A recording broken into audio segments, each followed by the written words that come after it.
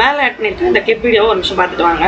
தெருவுல புதுசா யாராவது ஆள் வந்தா அங்க இருக்கிற தெரு நாய்ங்க அப்படிதான் குறைக்கும். அதுக்கு பிஸ்கெட் போட்டா அமைதியாயிடும். ஆனா சில நாய்களுக்கு எலும்பு போட்டா அமைதியாகும். ஐ மீன் பிரியாணி போட்டா அமைதியாகும். எந்த நாய்க்கு என்ன வேணுமோ அதை பார்த்து போடணும். என்ன ராகவ லாரன்ஸ், உங்களை என்னமோ நினைச்சுமே உங்களை யாராச்சும் அரசுக்கு வாங்க கூட்டமா இல்ல யாராவது உங்ககிட்ட கருத்து கேட்குமா, நீங்களே வாண்டடா வண்டியில ஏறி கேள்வி கேட்கிற மக்களையும் எதிர்க்கட்சிக்காரங்களையும் டைரக்டா நாயும் சொல்லாம பிஸ்கெட்டும் பிரியாணிக்கும் அணியில தெரு நாய் சொல்ல வரீங்க. அப்படிதானே? திடீர்னு நீங்க நான் இப்ப கடத்த இறங்க போறேன்னு சொல்றீங்களே, நீங்க இந்த பிஸ்கெட் பிரியாணி ஆசைப்பட்டு இந்த கடத்த இறங்கிருக்கீங்க. நடிகர் விஜய் வந்தாரு, 2 வருஷம் சிஎம் ஆயிட்டாரு. அந்த ஆசையில தான் இப்ப நீங்க வரீங்க. நாம ஏன் முயற்சி பண்ணி பார்க்க கூடாது? ஆல்ரெடி நமக்கு தான் மக்கள் கிட்ட பேர் இருக்கு. கொஞ்சம் தானே யாரோ ஒரு பிஸ்கெட் போறானே வாலாட்டிட்டு அரசியல் பாக்குறீங்க. தவளை தன் வாயால் இந்த படம் கேள்விப்பட்டிருப்பீங்க. ஒருத்தன் தெருவுல சில நாய்கள் பிஸ்கட் போட்டாதான் அமைதியாகும், சில நாய்களுக்கு வந்து எலும்பு போட்டாதான் அமைதியாகும், ஐ மீன் பிரியாணி போட்டாதான் அமைதியாகும் அப்படின்னு நீங்க சொல்லியிருக்கீங்க. இதெல்லாம் முதல்ல ஒரு பேச்சா? அவர் என்ன சொன்னாரு? ஆக்டர் ராகவ லாரன்ஸ் சார் என்ன மீனிங் சொன்னாரு அப்படிங்கறத அவர் விளக்கம் கொடுத்துட்டாரு. தமிழ்நாடு மக்களை அவர் வந்து அம்மாக்கு நிகரா தான் பாக்குறாரு. அதை பல இடங்கள்ல நிரூபிச்சிருக்காரு.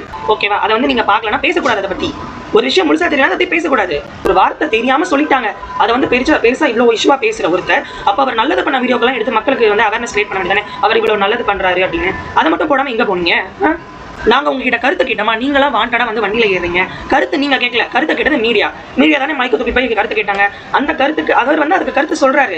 அதை நீங்க வந்து ஆப்போசிஷன் பண்ணணும்னா அவர் பேசுறத திரிச்சு வேற மாதிரியான வார்த்தைகள்லாம் ஆட் பண்ணி நீங்க வந்து அப்படி பேசுறீங்க. அவர் வந்து எதிர்கட்சிகளையும் மக்களையும் தான் நாயின்னு சொன்னாரு.